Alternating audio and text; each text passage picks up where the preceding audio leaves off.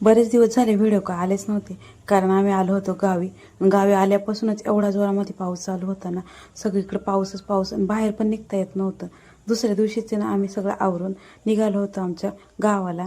आमची कुलदेवी आहे तिथं आम्हाला दर्शनासाठी जायचं. पाऊस थोडा कमी झाला होता, मग आम्ही निघालो दर्शनासाठी. मंदिरामध्ये आलो, दर्शन घेतलं. त्यानंतर आम्हाला जायचं होतं माझ्या मामाच्या गावाला. जवळच आहे, खूप काही दूर नाही, मध्ये रस्त्यातच पडतं. तर आम्ही इथं आधी दर्शन घेतलं, त्यानंतर मामाच्या गावाला. आणि हा व्हिडिओ ना 2-3 दिवसाचं मिळून बनवलेला आहे. दुसऱ्या दिवशी वटपौर्णिमा होती, ती पण त्यानंतर डायरेक्ट दुसऱ्या दिवशी संध्याकाळच्या वेळेस वातावरण एवढं छान झालं होतं आणि आम्हाला आज चिकन बनवायचं होतं. इथे मामाच्या विहिरीचं काम चालू आहे आणि हा आहे माझ्या मावशीचा मुलगा आणि हा मामाचा मुलगा. आम्ही सगळे मिळून चिकन बनवणार होतं. मामीने छान असं कलिंगडाचा बेल लावलाय आणि आमचं बाळ बघा कसं रडते. इथलं वातावरण बघून आहे ना खूपच छान. आणि आमचे मामा बघा खूप छान असं चिकन बनवलेलं होतं. सगळं काही त्यांनीच बनवलं होतं, पण मी फक्त त्यांच्या शेजारी बसून आपलं असंच गप्पा मारता मारता चालू होतं. एकदम छान असं चुलीवरचं चिकन खायला तर एक नंबर लागतं.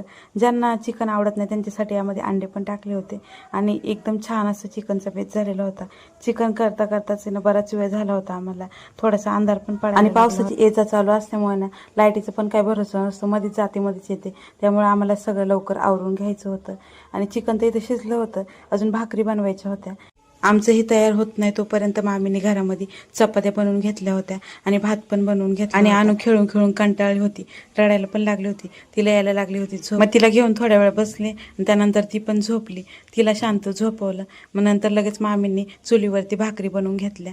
मी टॉर्च धरून बसले होते, आमच्या मामी भाकरी बनवत होत्या आणि मामा भाकरी भाजत होते. माझ्या मामानं खूप छान स्वयंपाक बनवतात आणि त्यांच्या हाताला पण एकदम टेस्ट आहे. त्यानंतर सुकं चिकन पण बनवलं.